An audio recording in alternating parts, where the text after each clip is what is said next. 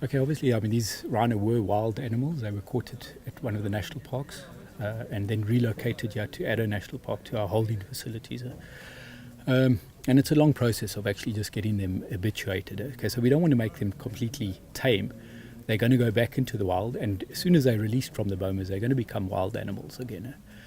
But for the trip and that, we want them to be habituated. So you want them to be a little bit tame, to be used to that confinement of being transported in a crater, because they're going to be flown in an aeroplane with an Entenhoff from Port Elizabeth all the way up. It's going to be up to 16, 17-hour trip if all goes according to plan.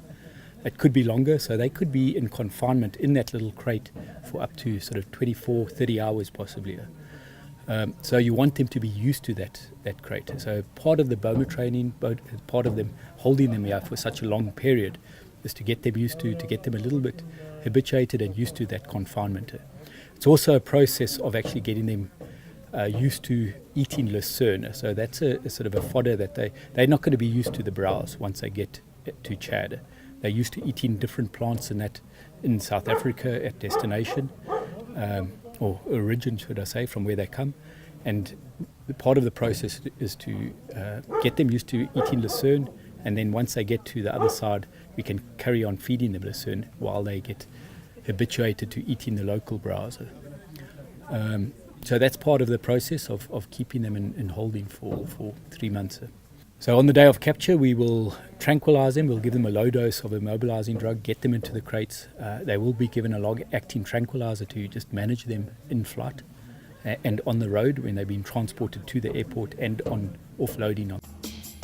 Chad, I told you that this animal, this black rhinoceros, disappeared from Chad since 1972. So this time we are looking to bring them back. Now we sign agreement with the government of South Africa to relocation, to reintroduce this animal to our national Sakuma Park in the south of Chad. And people of Chad, government of Chad, are very happy to coming back these animals which left Chad since 50 years ago. Animals are going. We are sad and okay. Sad that they are going, but very happy that our sisters and brothers on the continent, in Chad in particular, are going to be receiving these rhinos, and the offsprings will most certainly be assisting South Africa in case a miracle happens, that we don't have these animals anymore, and they then would be bringing them. That's a custodian agreement, that what it actually says. We are looking forward also to begin discussions and negotiations with Chad that the species, probably of the sable that they have the other side, a special kind of species that they have, could be relocated to South Africa. So it's a kind of reciprocal agreement and reciprocal partnership indeed.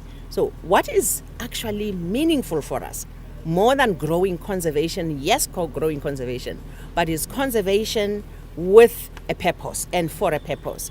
Yes, let's have these animals, and they are going to be also assisting other range states, as we would also be assisting the other range states, so that the African continent can actually be supporting one another, and we grow in the conservation value in South Africa.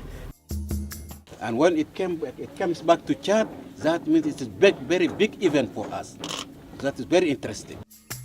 Let's get our nations educated so that they actually stop this poaching, and probably even over long term stop using the rhino and even ivory, by the way. It's not only rhino, that horn that we are concerned about, but also the ivory and other species of plants as well that we see almost getting into extinct, like cycads and so on and so forth.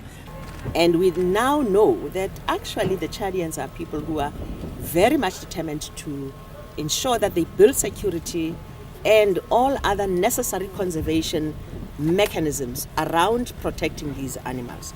So to a large extent, we're also very happy that the company that will be helping them to manage and has been helping them to manage these conservation areas is one of our South African companies, SA Parks Networks. So they know also, they've been here in South Africa, how we've been managing the conservation processes. They've been part of us.